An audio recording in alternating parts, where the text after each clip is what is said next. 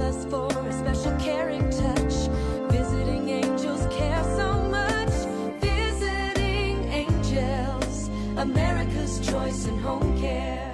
Donald Trump is back at it with another clip mocking his opponent Joe Biden and his age.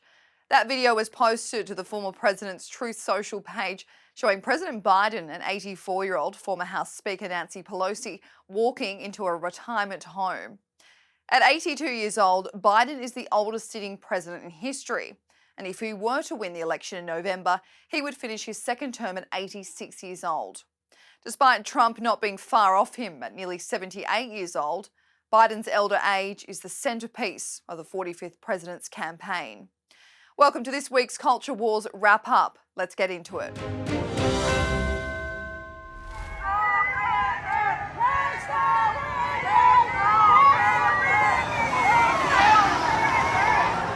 Not exactly the welcome committee there for Joe Biden, who was greeted with some classic Let's Go Brandon heckling as he arrived in Nashua, New Hampshire. We know Let's Go Brandon as a familiar term coined in 2021, used as an anti-Biden slogan, started when a reporter misheard and thought the crowd was chanting Let's Go Brandon for race car driver Brandon Brown. As you can hear the chants from the crowd. Let's go, Brandon. Brandon, you told me you were going to kind of hang back those two stages and just watch and learn. What did you learn that helped you there in those closing? Not only did those New Hampshire hecklers turn up with microphones to shout at the president's passing motorcade, but a few waved their Trump 2024 flags. The president was also mocked online for his lack of supporters showing up to welcome him in Atlanta.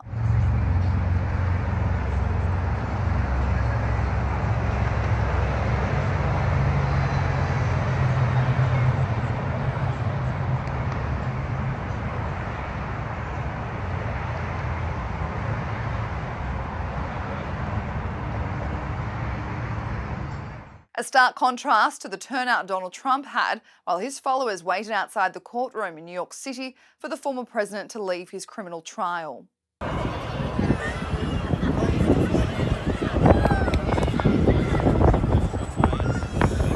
This video prompted a simple wow response from ex-owner and tech billionaire Elon Musk. The White House has been working overtime this week, trying to correct the various blunders Joe Biden has made on the world stage. Various mistakes from the president this week prompted his aides to later change his words in the transcript. This gaffe from President Biden, where he failed to articulate the word insurrectionist, went viral. He calls the insurrectionists who stormed Capitol Hill patriots. He calls the insurrectionists. Needless to say, the White House transcript changed the word to what it was meant to say. Another blunder came in the same speech when Joe Biden claimed that he was the vice president during the pandemic. And when I was vice president, things were kind of bad during the pandemic. And what happened was, Barack said to me, go to Detroit and help fix it. But we know the Republican Party was in power then under the Trump administration. The White House later changed this transcript to read recession, meaning Joe Biden was supposed to say that he was the vice president during the time of the recession around 2008 to 2009 under the Obama administration. And of course, there were some moments of confusion. And the department has to investigate discrimination aggressively. That's my special envoy to monitor cabinet anti-Semitism, Deborah, you all. Where is Deborah here? Let me close with this. After I signed the PAC Act into law. Over to Biden's Secretary of State, who was bombarded in a Senate Foreign Relations hearing by a woman screaming about Palestinians killed in Gaza. I was saying, the People's Republic of China. He is a war criminal. He is a war criminal. The blood of 40,000 people is on his hands. The president's FY25 budget. Funding a genocide in Gaza. There have been 7 mass graves outside of hospitals. This is sick. This is deranged. You are a war criminal. Shame on you. Elon Musk, as we know, is never one to not chime into a conversation on X, formerly Twitter.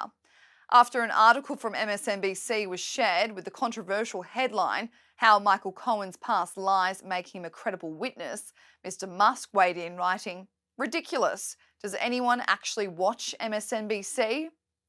And Elon Musk can do no wrong, according to Joe Rogan. I know multiple guys that are billionaires. and they're very nice people. They're very nice, and I can see how it happens. But you're also friends with the cool billionaires. Yeah. You know? Like, Yeah. you managed to find the cool ones. Well, Elon's the coolest. He's my favorite billionaire. That dude's wild. He's a wild boy. I will buy Teslas as long as they sell them, just to support that dude. Just to keep Twitter going. And they're dope. But yeah, just to support him, man. You goddamn it, you need an Elon Musk in this world. You need a wild boy. You need a dude who's got $200 billion who dunks on people. It's desperate times for Trump's former lawyer and New York City's former mayor, Rudy Giuliani, who has gone to great lengths to get himself out of his nearly $152 million of debt. The 79-year-old has launched a new coffee bean brand for the price of $29.99, sharing a promo video to launch it. You all know I stand by the truth, and if I put my name on something, I truly believe in it. Today, I'm thrilled to introduce you to something I'm incredibly proud of. My own brand of organic specialty coffee, Rudy Coffee. Believe me when I say it's the best coffee you'll ever try.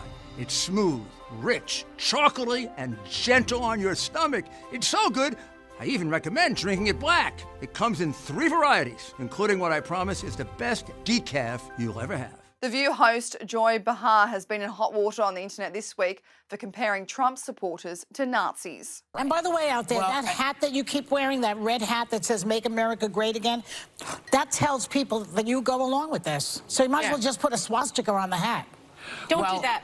Don't do that. Because we see it anyway. A similar sentiment from New York Democratic Congressman Dan Goldman, who likened Donald Trump to various dictators. He is paving the way to become a Vladimir Putin or to become an Adolf Hitler or a Kim Jong-un.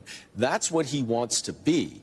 And all of this is in the lead up to paving the way for him to win this election and then to take over this country. Finally, this clip went viral this week of a trans teenager being booed once she had won a girls' 200-metre sprint.